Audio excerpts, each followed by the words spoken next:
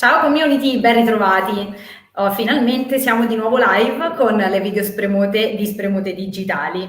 Ovviamente ringrazio i miei compagni di avventura, Gianluigi qui vicino e Marco dietro le quinte. E li ringrazio di essere qui con me per questa nuova ripartenza. E torniamo quindi a spremere ospiti, a farlo con le nostre domande, ma soprattutto a farlo anche con le vostre, che scriverete nei commenti e che noi leggeremo in diretta per voi. Quindi Gianluigi, sei pronto a ricominciare?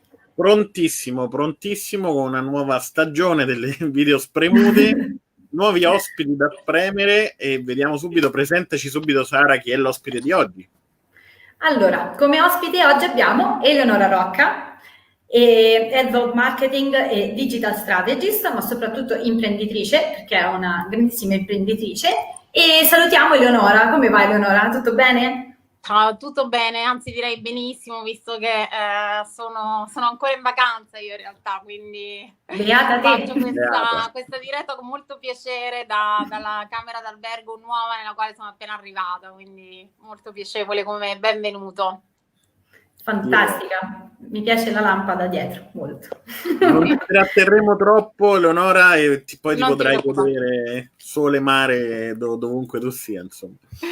Sono in Spagna, alle Canarie, a Fuerteventura. Arrivo da Lanzarote, dove sono stata una settimana. Molto bello. Se posso consigliare, fare un piccolo consiglio per il travel a chi ci ascolta, è un posto molto bello. Vale la pena. Prendo appunti. Allora, dai, iniziamo e ne approfitto subito per farti un po' una domanda, diciamo, da donna a donna, senza che Gianluigi si offenda, ovviamente, perché non è che vogliamo escluderlo da questa conversazione. Dai, scherzi a parte. Cosa vuol dire per una donna e com'è essere imprenditrice nel mondo del digital? È stato difficile per te emergere? Hai avuto delle problematiche oppure no? Ma allora, vabbè, intanto per chi ascolta e non mi conoscesse, ha senso comunque dire sicuramente quello che ho fatto a livello imprenditoriale, insomma, in Italia. Sono la fondatrice agli attuali Digital Innovation Days, prima si chiamavano Mashable Social Media Day, dove ho finalizzato da poco un exit, quindi sono, come dire, giovane, fresca di exit e di un'esperienza imprenditoriale molto lunga e anche intensa, ovviamente, come qualunque esperienza imprenditoriale. Essere donna è stato facile, difficile, non è stato semplicissimo. Adesso non so se è per un discorso appunto di minoranza, probabilmente c'è anche un discorso di minoranza, nel senso che le donne non sono ancora tantissime in questo settore e quindi un po' per proprio abitudine degli uomini ad avere a che fare con uomini, specialmente quando si tratta di progetti imprenditoriali. Credo che questo renda il tutto anche psicologicamente, anche subconsciamente, perché a volte credo che non sia neanche una questione che lo fanno apposta a discriminare o che ci sia una discriminazione, voglio dire, aperta, è proprio che non c'è molta abitudine a vedere le donne in ruoli di leadership, specialmente quando si parla di progetti imprenditoriali e specialmente quando si parla anche di tecnologia, perché questo c'è anche da dire che il digital fa parte ovviamente del mondo della tecnologia dal quale io provengo, nel senso che sono 20 anni che lavoro in questo settore, sia nel corporate che appunto per conto mio, e devo dire che è 90% male dominated, quindi sono sempre comunque uomini che si occupano di tecnologia.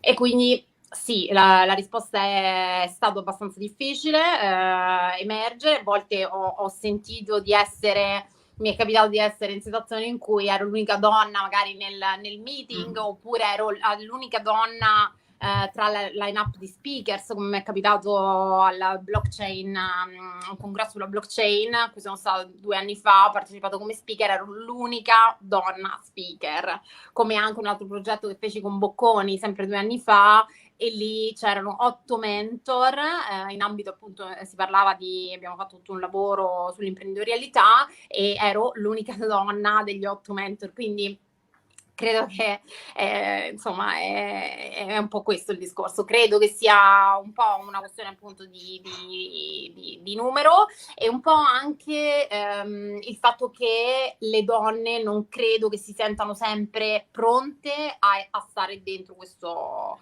ambiente, quindi a volte magari non ci provano neanche, e questo fa sì che siamo sempre un po' poche.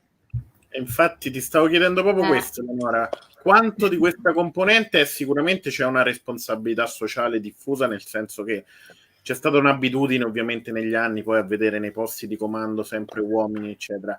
Però volevo anche chiederti da un punto di vista femminile quanto proprio anche una privazione da parte delle donne avesse inciso su questa cosa, quasi come delle complici inconsapevoli o forse più o meno consapevoli di questa cosa, magari ecco perché non si sentono pronti, perché alcuni settori come anche la tecnologia che dici sono appannaggio un po' degli uomini stessi, e quindi è contato anche il contributo, ripeto, non voluto delle donne, e che cosa si può fare per cambiare questa tendenza?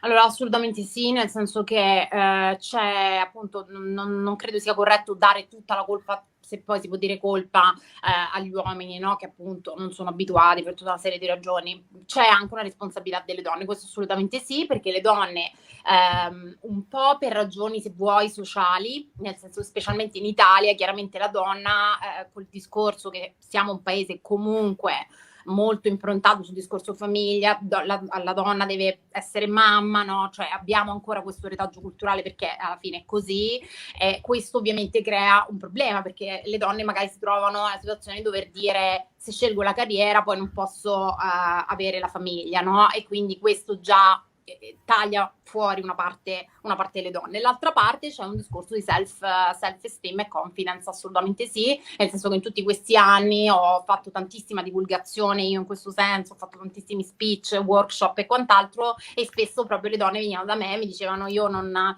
mi sento pronta, non mi sento all'altezza, no? E si sentono anche intimidite, se già di per sé per fare cose comunque difficili, come dire crea un'azienda, guida un'azienda, ancora più intimidite perché si trovano in un ambiente che non è women friendly, perché ancora non lo è. Che cosa si può fare? Secondo me molto è stato fatto e si sta facendo, nel senso che nascono sempre, questo io vi do una visione anche un po' globale, nel senso a livello globale stanno nascendo e sono nate tantissime associazioni, organizzazioni di categoria, no? Dove si cerca di divulgare questi valori, quindi si cerca di includere le donne, c'è il discorso di inclusione delle donne all'interno di tutta una serie di ecosistemi, perché poi il mondo imprenditoriale come il mondo del digital è tutto un grande ecosistema, quindi tutte queste associazioni fanno molto bene a questo, però è ovvio che non sono nate 20 anni fa, sono nate magari 5, 6, 7 anni fa, anche 2 anni fa, o alcune ancora stanno nascendo, quindi di fatto è un movimento, se così lo possiamo chiamare, ancora nuovo, no? Io mi ricordo per esempio nel 2016 che il Web Summit mi regalò il ticket, regalò tutta una serie di ticket alle donne, perché comunque proprio addirittura anche come partecipazione a un evento del genere le donne erano poche, quindi secondo me c'è ancora tanto lavoro da fare in questo senso. L'altra cosa però che mi sento di dire è che queste associazioni però poi non devono farlo solo di facciata, nel senso non si devono solo proclamare sostenitrici delle donne, poi devono davvero sostenere le donne, e questo è un altro tema un po' caldo su cui non mi allungo, però posso dirvi che per esperienza ho visto anche che poi alla fine tutto questo supporto non è vero che c'erano, e quindi bisogna farlo, ma bisogna farlo con dei valori reali, cioè di veramente sostenere le donne, perché altrimenti sembra un po' un'etichetta: voglio fare una cosa disruptive, voglio fare una cosa che è di moda, però poi concretamente non sostengo davvero le donne, ecco questo. Non solo a parole, insomma. Esatto. E poi in ultimo chiudo, c'è il discorso degli investimenti. Chiaramente i governi, le istituzioni e quant'altro devono investire il più possibile per includere le donne in tutta una serie di progetti, no? Perché poi alcune donne magari appunto per il discorso famiglia, per tante queste cose non riescono ad avere il tempo da dedicare perché magari non hanno abbastanza soldi, no? Per magari pagare il babysitter per tenere i figli, quindi ci sono tutta una serie di cose per le quali dei fondi dedicati alle donne, all'impresa, al femminile, ai corsi per le donne, che sicuramente aiutano, insomma, più sono e meglio è. E voglio chiudere io l'argomento, Eleonora, faccio un collegamento che forse non ha senso, forse sì, però è più una curiosità personale, sempre da un punto di vista femminile. Secondo te il movimento Me Too, che ovviamente verteva su tutt'altre tematiche, tutt'altre cose, però può essere anche indirettamente servito a creare una nuova consapevolezza che le donne non sono sole e che possono fare squadra in maniera costruttiva anche mediante la tecnologia? Questo assolutamente sì, e credo anche che ci siano degli esempi interessanti anche di cose semplici come gruppi Facebook online che effettivamente portano avanti il discorso della solidarietà femminile in maniera assolutamente corretta, quindi assolutamente sì. Tutto ciò che è sostenersi, aiutarsi, far capire, anche avere quella, come dire, quella complicità che le donne normalmente per natura tendono a non avere, no? Perché la donna tende ad essere sempre un po' competitiva con l'altra donna, quindi il discorso complicità, se ci sono strumenti, gruppi, attività che comunque la stimolano, è assolutamente fondamentale. Perché poi io ritengo, sarò un po' di parte, però io ritengo che poi le donne quando riescono a lavorare bene insieme, poi lavorano davvero bene, nel senso gli uomini e le donne sono anche diversi nel modo di approcciare, per dire, il lavoro, no? E non dico che uno è meglio e uno è peggio, è semplicemente un modo diverso. La donna tende ad essere molto più dettagliata, se vogliamo, molto più perfezionista, secondo me. Poi non si può generalizzare, ogni persona è diversa, però ecco, ci sono caratteristiche proprio tipiche della donna che, se vengono moltiplicate perché fatte insieme ad altre donne, poi diventano anche vincenti proprio da un punto di vista dei risultati. E quindi questo, secondo me, è anche una cosa che gli uomini devono anche imparare ad apprezzare. E nonostante tu viva a Londra e quindi magari hai avuto l'occasione di fare un riscontro tra quella che è la situazione italiana e la situazione, diciamo, inglese, ecco, questo discorso ti senti di farlo anche per Londra, oppure in quella situazione hai trovato un mindset totalmente diverso che poi ha influenzato quella che è la tua cultura digitale e quello che è il tuo modo di approcciarti all'imprenditoria? Allora, diciamo che no, nel senso Londra e il Regno Unito in generale, ovviamente, se lo compariamo all'Italia, è un paese chiaramente più aperto, no? O comunque un paese dove i valori della diversity, intesi proprio a 360 gradi, sono estremamente importanti. Per farvi un esempio, a Londra non si deve nemmeno mettere la data di nascita sul curriculum perché viene considerata una discriminante. Ci sono tantissime piccole regole all'interno del mondo del lavoro che proprio vanno davvero a tutelare proprio la diversità di genere, la diversità anche sessuale, no? Cioè gli orientamenti sessuali e quant'altro. Quindi l'Inghilterra, da questo punto di vista, è un paese molto tollerante e molto aperto, però comunque anche lì il numero delle donne è sempre comunque basso appunto, specialmente nel nostro settore tecnologico. Ripeto, io ormai sono 7 anni che sono lì, ho lavorato per tante aziende diverse perché comunque ho fatto tantissimi lavori anche proprio di consulenze lunghe all'interno di aziende, quindi ho lavorato con i team, proprio a contatto con team fully English, quindi persone erano 100% British e erano maggior parte uomini nel mondo della tecnologia, quindi anche lì secondo me c'è del lavoro da fare. Gli Stati Uniti invece secondo me probabilmente sono più avanti in questo senso, ho potuto vedere che ci sono molte più donne in ruoli di leadership. Inoltre un'altra cosa che dico è il discorso del salary gap, nel senso che il salario comunque anche in Inghilterra è stato visto da statistiche che è comunque più basso a parità di ruolo, quello delle donne. Quindi anche in questo senso bisogna lavorare, questa è una cosa estremamente importante secondo me. Infatti ho anche consigliato più volte a queste appunto associazioni, insomma, al femminile, di fare della divulgazione anche su come proprio negoziare il proprio salario, perché questa è una cosa che un po' tutti fanno fatica magari a fare, però in particolar modo le donne devono riuscire ad arrivare allo stesso livello degli uomini, perché alla fine, voglio dire, sembra banale, ma se fate lo stesso lavoro, perché non dovete essere pagate allo stesso modo, no? Cioè, e però questo purtroppo ancora c'è, anche lì. Il tutto però mantenendo anche un alto tono di diplomazia. Ho visto una tua intervista, ho letto una tua intervista in cui confermavi che una delle cose che ti ha insegnato il lavorare in Inghilterra era proprio questa diplomazia. Ci puoi spiegare in che cosa ci può servire a noi italiani, magari un po' più passionali o sanguigni, insomma, avere un po' più di diplomazia a livello professionale? Questa è una domanda molto carina, perché questa è una cosa molto divertente sulla quale io gioco tantissimo su questo tema, che spesso faccio sorridere molto quando racconto questo aspetto del vivere lì. Ma allora, diciamo che la diplomazia inglese è quasi una cosa, cioè quasi una malattia, è veramente portata all'esasperazione, cioè è proprio l'esatto opposto di noi, no? Cioè noi, come dire, litighiamo per tutto, no? Cioè l'italiano, come anche lo spagnolo, in generale gli sud europei litigano per tutto, cioè qualunque cosa non ti va bene tu devi dire che non ti va bene, lo devi comunicare.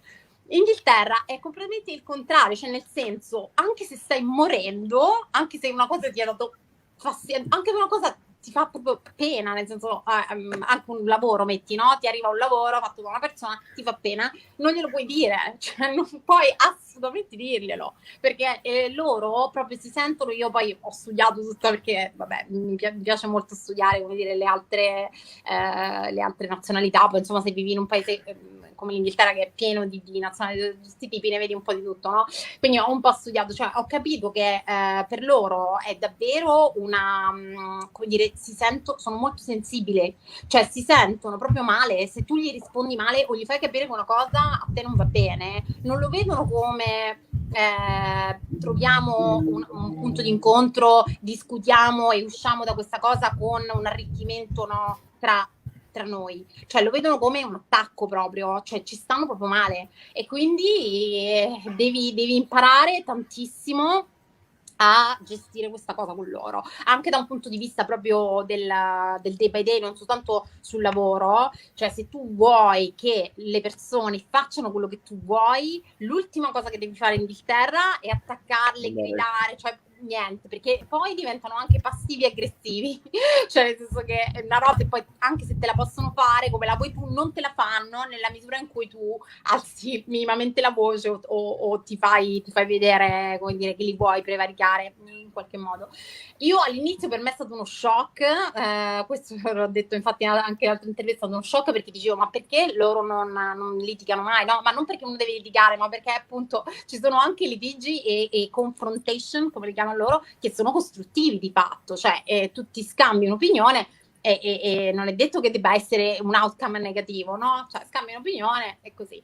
Quindi inizialmente dicevo, non capisco perché fanno così, poi però dopo un po' devo dire che ho iniziato a capire però anche il valore di questa cosa, e su questo mi ricollego a quello che dici tu, su che cosa gli italiani devono imparare. Cioè, una mia ex capa mi diceva sempre, you have to pick your battles, cioè non puoi discutere su tutto. Ci sono alcune cose sulle quali magari vale davvero la pena, ma tante altre che se ci pensi, se te le fai scivolare addosso, vivi meglio tu, vivi meglio l'altro, e poi anche l'outcome comunque alla fine diventa positivo, perché un modo per risolverlo in maniera più polite poi alla fine si trova, no? Quindi secondo me gli italiani un po' questo devono imparare, non dico non avere la nostra passione, la nostra onestà, la nostra apertura, perché anche quello è bello, fa parte della nostra cultura assolutamente, però ecco, non proprio sempre tutto, cercare di filtrare un po' quello che è veramente importante. Poi se ci andiamo a impelagare sul discorso social, i social chiaramente sono la massima espressione di questa cosa qui, nel senso che se in Italia succede che qualunque cosa succede viene commentata da chiunque su tutti i canali, in Inghilterra questo non succede mai, cioè quindi anche situazioni di Brexit, situazioni comunque anche gravi successe, cioè non vedi niente da nessuna parte. Ogni tanto Twitter forse, perché per loro, ecco, questo è anche interessante a dire, per loro Twitter è uno strumento magari di informazione, è una cosa che utilizzano abbastanza spesso, dove condividono informazioni, novità, pensieri vari.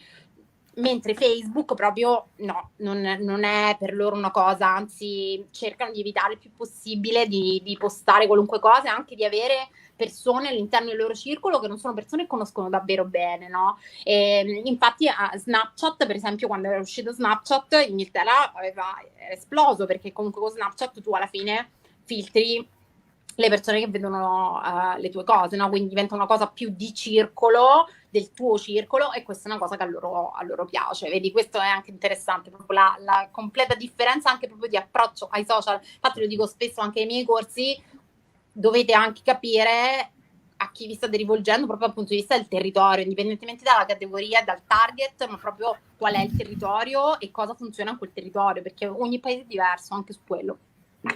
Beh, ora hai nominato Brexit ed era una cosa che comunque volevo chiederti, è una domanda che volevo farti. Quanto secondo te la Brexit ha influito oppure influirà su quello che è il mondo digital, non solo per il Regno Unito, ma anche per tutto il mondo, perché poi fondamentalmente tutta l'Europa ad essere coinvolta è anche tutto il mondo. Ma allora il discorso Brexit è molto ampio, secondo me andrà purtroppo a colpire un po' tutti i settori, anche quello digital, però tutto questo dipenderà da come l'Inghilterra riuscirà davvero a gestire questa cosa, perché ad oggi vi posso assicurare che non c'è chiarezza da questo punto di vista. Purtroppo non c'è, non sono state ancora fatte, poi vabbè ovviamente il Covid ha rallentato ancora di più le cose, però non sono state fatte davvero delle leggi che regolano tutti i rapporti, tutte le attività anche commerciali. Purtroppo ancora non c'è questo, quindi è difficile davvero dire quali saranno gli impatti. Sicuramente degli impatti comunque ci saranno, perché banalmente sul discorso immigrazione, su quello ho visto che già alcuni paletti li hanno iniziati a mettere, e quindi sai, quando c'è un'attività di protezionismo da un punto di vista poi sociale ha un impatto, perché nessuno piace, specialmente a Londra. Chi era a Londra, nessuno praticamente ha votato Brexit, quindi vedere del protezionismo, comunque della chiusura, non è una cosa che piace, quindi penso che ci saranno degli impatti purtroppo, almeno nel breve periodo, non molto positivi, un po' su tutto, e di conseguenza anche sul digital e su tutto quello che è il business in generale. Allo stesso tempo però so che l'Inghilterra è un paese che comunque investe molto nell'innovazione e investe anche molto nel risolvere i problemi quando ci sono. Quindi se c'è un problema, il governo in qualche modo lo gestisce. Poi forse come ha gestito il Covid non è stato proprio l'esempio migliore, però ho visto tante altre situazioni in cui di fatto poi sono riusciti a gestire, ad arginare bene tante cose, quindi su questo ho fiducia nel paese che ho scelto, insomma.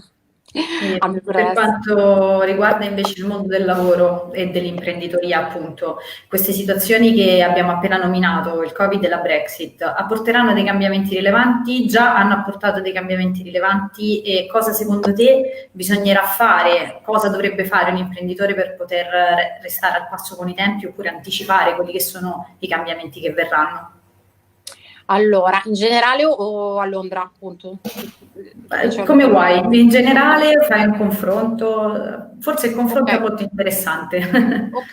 Ok, allora il discorso Covid, come si è potuto vedere, sicuramente ha forzato l'accelerazione su tutta una serie di cose. Ovviamente il digitale, perché se non ci fosse stato il digital veramente saremmo stati completamente fuori dal mondo per mesi, quindi ha sicuramente accelerato un processo di cambiamento che sia in UK sia in Italia comunque era necessario ed è necessario e continua ad essere necessario.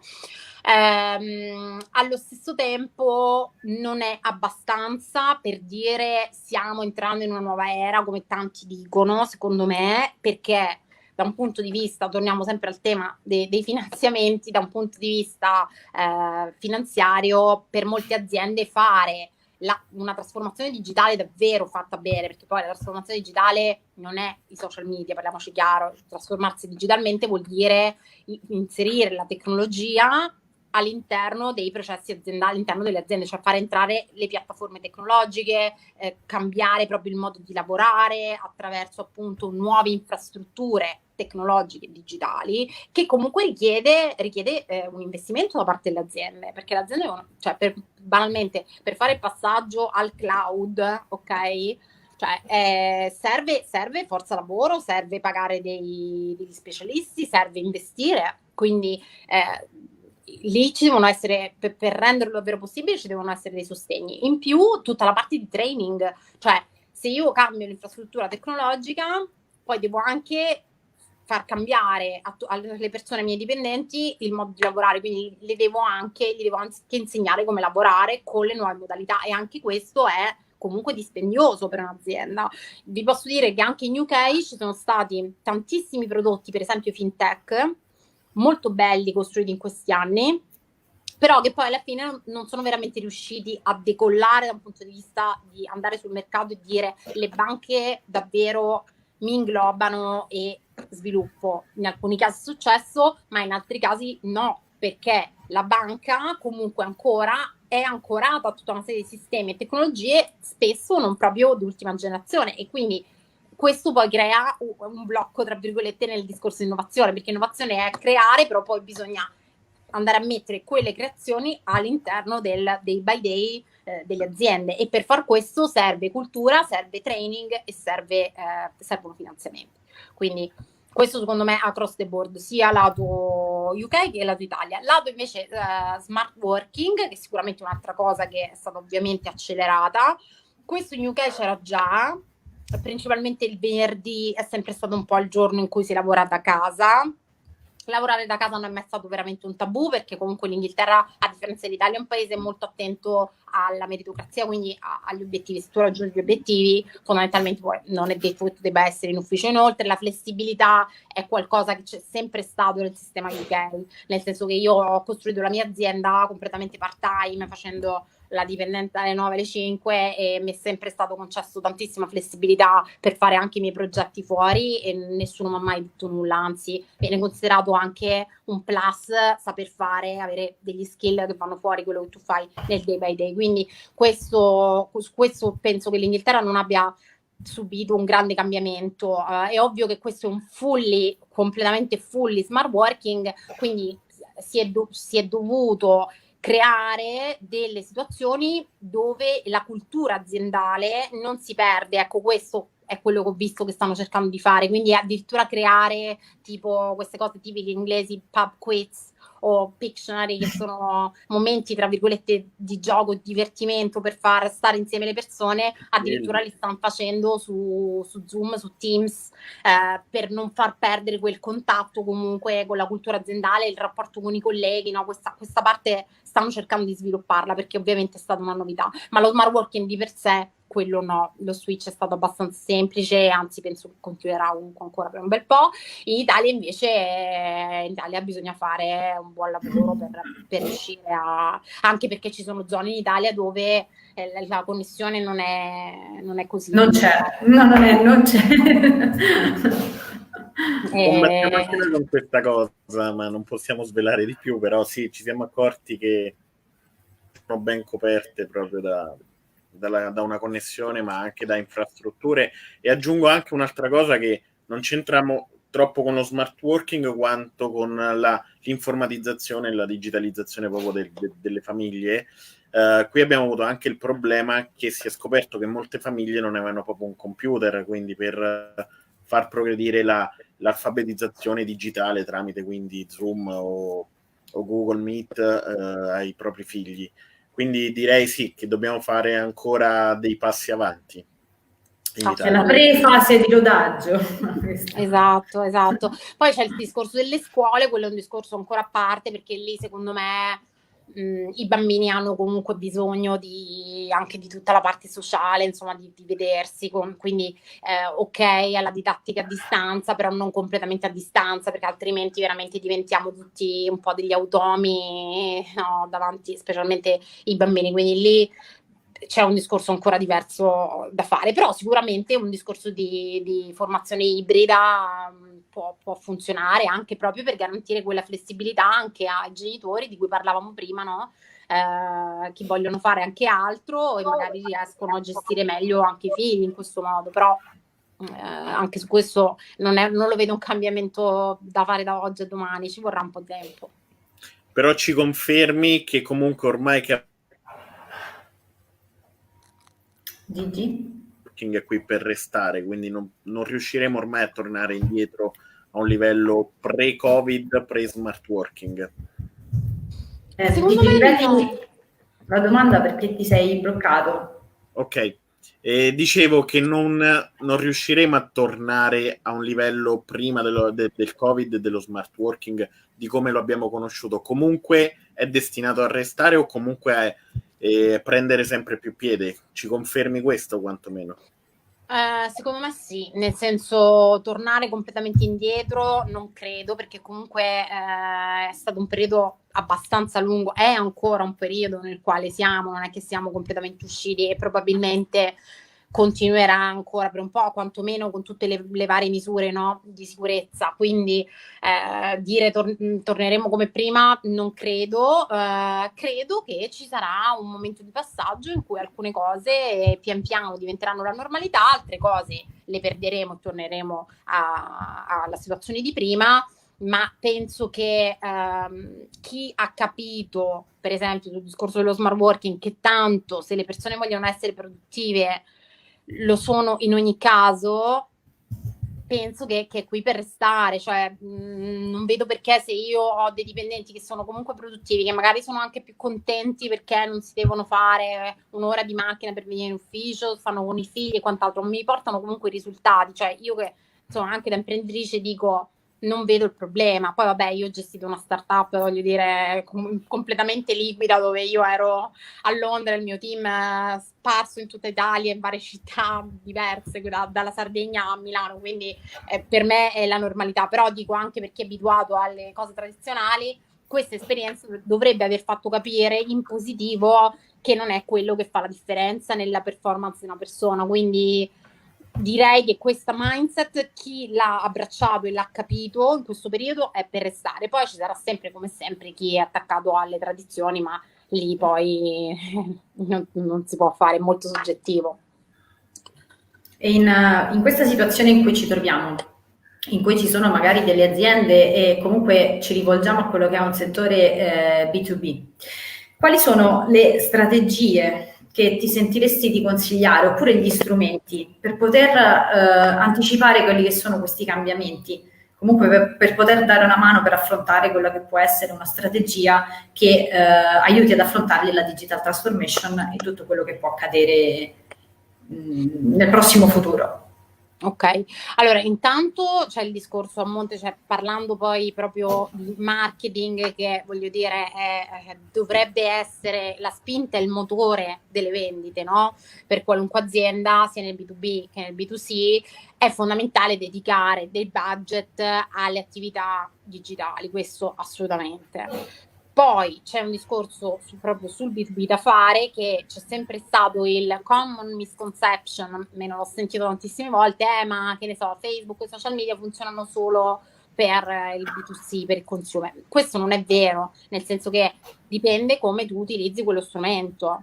Cioè, banalmente, se nel B2B funzionano i webinar come lead generation, poi alla fine tu ti fai quella ritargetizzazione in 1000 modi, quindi non è vero che no, non puoi usare Instagram se sei B2B, devi fare un contenuto che va bene per le aziende, perché B2B vende alle aziende, quindi tu fai un contenuto che sia interessante per quel target lì, nel modo giusto, e il canale può assolutamente essere quello. Poi è ovvio che cambia, nel senso, nel B2B magari ti focalizzi di più su LinkedIn, per dire, anche Instagram è molto potente secondo me nel B2B se fatto bene. Quindi questo lato appunto social media, quindi lato strategia, budget assolutamente da dedicare di più al digitale, lato social media, aprire gli occhi e sfruttare comunque il potenziale dei social anche lato B2B, e l'altra cosa è educare i sales, quindi poi chi va sul territorio a parlare con i clienti, diventa fondamentale educarlo a sfruttare appunto i social e le strategie digitali, perché quello che succede, quello che io ho visto, vedo spesso, che ovviamente i marketer tendono ad essere sempre un po' più, come dire, informati sulle tutte le ultime cose. I sales rimangono un po' attaccati alla vecchia modalità, no, della vendita, questo anche a Londra. Invece, secondo me, vanno educati proprio i sales nel utilizzare di più gli strumenti digitali, anche a farsi più portavoce con attività di employer branding e quant'altro, proprio portavoce, ambassador del brand dell'azienda, perché alla fine sono loro che parlano con i clienti. Quindi questo, secondo me, l'azienda ci deve investire, e ci deve investire in qualche modo anche in maniera, come dire, rigida, nel senso devono essere formati e devono fare e seguire tutta una serie di guideline, perché quello è il pezzo fondamentale per qualunque business che deve vendere ad aziende, i sales. Dopo c'è stato un social che ultimamente ha fatto un'esplosione clamorosa, che è TikTok. Come lo inseriresti all'interno di una strategia B2B? Un social che è nato fondamentalmente per altre cose, che è stato utilizzato finora per altre cose. Sì, allora su TikTok per B2B, allora è un po' lo stesso concetto, nel senso devi riuscire a parlare la lingua del tuo potenziale utente, ok? Quello che io dico sempre è: le aziende sono comunque utenti, perché il tuo, mettiamo che il mio interlocutore è il marketing director delle aziende, ok? Quindi non è il consumatore finale, ma quello è comunque una persona che c'ha i suoi social, sta sui social, guarda i social. Quindi alla fine, se tu devi prendere la sua attenzione, devi semplicemente attirarla con le cose che gli interessano, chiaramente, però quella persona lì ci sta, magari, ovvio che non ci sta per lavoro, ci sta per i cavoli suoi, no? Però ci sta perché è così. Qualunque marketing director, cioè, per dire, o CEO di qualunque azienda, comunque ha i suoi canali social, quindi TikTok lo usi nello stesso modo. Il potenziale, tra l'altro, di TikTok è immenso in generale, secondo me, B2B, B2C, qualunque cosa, perché io lo sto studiando adesso, lo sto proprio guardando proprio nel dettaglio e quant'altro, e cioè, vedo un algoritmo che è veramente potentissimo, ti permette di targetizzare in una maniera pazzesca i contenuti, nel senso che tu veramente, se fai da utente, metti mi piace una cosa, comunque segui una cosa, ti arrivano a valanga tutti gli altri video fatti su quella cosa, cioè è veramente super targetizzato. Se noi facciamo una comparazione Facebook Ads, che comunque è diventato sempre più sofisticato, ti permette di targetizzare, per carità, però comunque non è così preciso come l'algoritmo di TikTok, cioè io lo trovo veramente pazzesco. E oltretutto ho notato che sta proprio cambiando anche proprio l'utenza di chi produce i video, perché se prima veramente erano ragazzini che facevano i balletti e quant'altro, adesso trovi anche proprio persone anche grandi, ho visto investitori, persone, imprenditori di 50 anni che danno consigli su come investire, su come fare impresa, cioè fatti veramente bene, e anche perché sappiamo benissimo che i contenuti video continuano ad essere chiave, perché le persone hanno sempre più contenuti e sempre meno tempo. TikTok, in quel piccolissimo frangente di tempo, ti dà quelle 4-5 cose che tu devi sapere, ovviamente se fatto bene il contenuto, in maniera chiara, limpida, anche divertente, e tu te lo ricordi, capito? Quindi, cioè, secondo me ha un potenziale enorme. Bisogna investirci adesso, investirci in termini proprio di tempo. Secondo me le aziende devono investirci del tempo per capire come funziona, per sfruttarlo al massimo, perché ancora non devi pagare chissà che cosa. Esatto. No? E ovviamente questo cambierà, cioè nel senso, da una parte è già così adesso, diciamo, nel senso che se tu vuoi fare delle sponsorizzate fatte in un certo modo, devi comunque pagare anche tanto.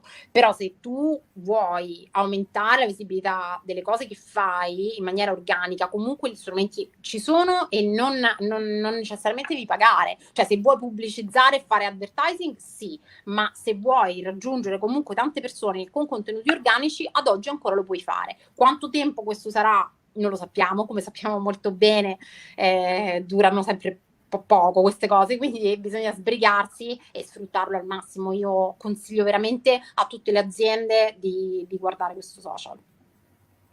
Ok, cerco di condensare due curiosità in un'unica domanda, Eleonora.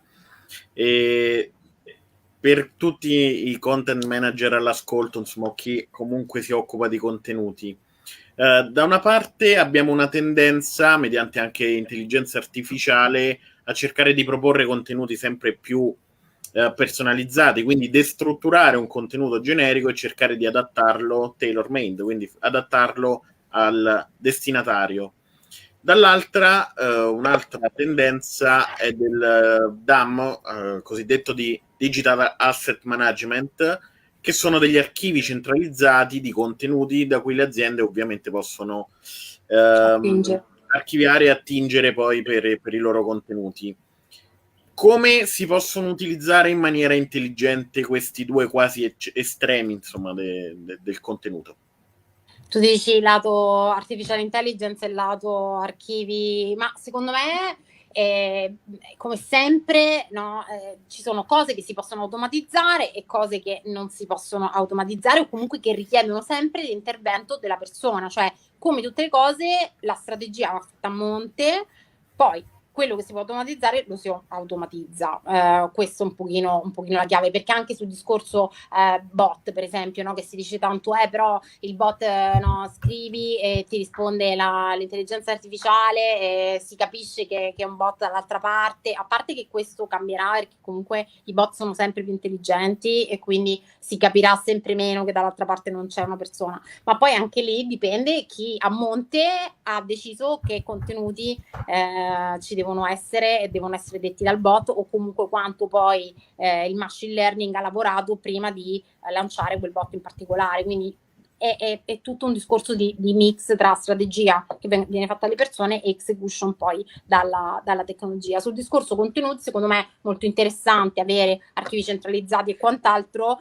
La cosa più che altro che bisogna guardare è il discorso della sicurezza dei dati e questo è un altro tema molto legato al discorso digitalizzazione, nel senso che la cyber security se ne parla secondo me ancora troppo poco, però è fondamentale, perché anche se parliamo di smart workers e così colà, però ti devi collegare comunque da casa, accedi a dati sensibili su reti che magari non sono la rete aziendale, cioè io poi non mi proclamo esperta cyber security, però sicuramente anche quello, quando si parla di qualunque tipo di dato, va considerato, non è così banale dire facciamo lo switch su Google Drive o Gmail per certi versi.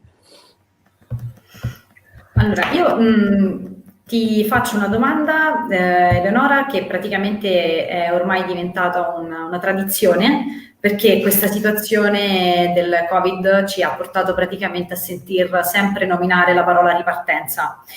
Quindi la domanda che io ti voglio fare è, secondo te, da dove dovremmo ripartire, se poi magari di ripartenza vogliamo parlare, e quali potrebbero essere invece i progetti futuri che potrebbero far ripartire il nostro paese, oppure un imprenditore, come potresti essere anche tu, un esempio?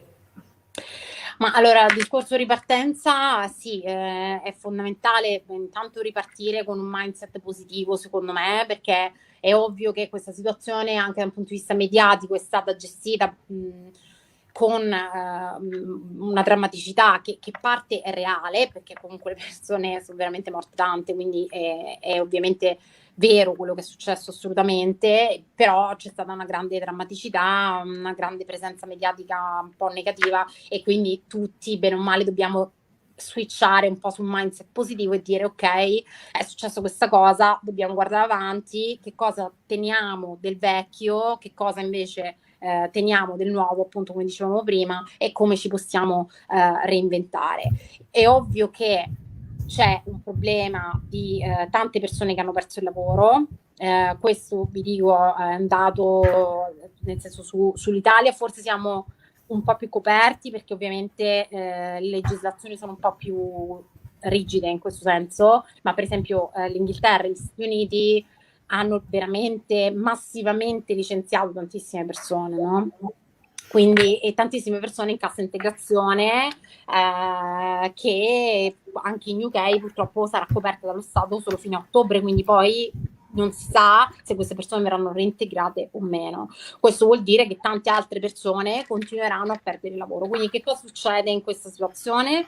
Succede che tutti dovranno in qualche modo reinventarsi, quindi è importante non perdere, ovviamente la positività, ma anche concentrarsi sulla creatività e cercare di vedere le opportunità nel mondo nuovo, perché alla fine è l'unica cosa che si può fare per uscire da questa situazione qui, perché purtroppo il tutto ha bloccato e rallentato tanto l'economia, specialmente alcuni settori, no? Perché tra virgolette noi, diciamo che siamo nel mondo tecnologico, siamo anche un po' fortunati perché la tecnologia non si è mai veramente fermata, no? Anzi, digitale ha preso ancora più piede.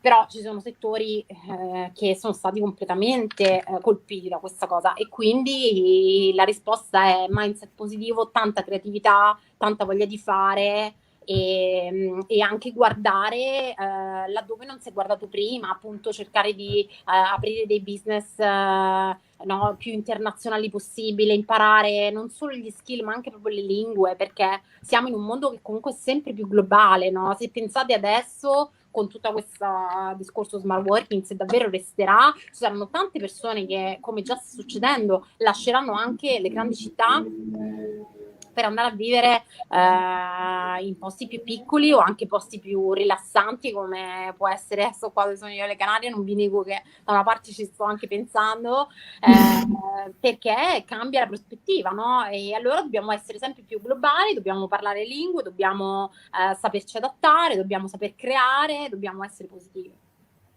Vero. Ok, siamo arrivati in conclusione. Io ringrazio ovviamente Eleonora per averci fatto compagnia in questa nostra ripartenza e per i consigli soprattutto che hai condiviso con noi. Come sempre potete rivedere questa diretta e tutte le prossime e le precedenti sui nostri canali social, quindi sulla nostra pagina Facebook e sul nostro canale YouTube.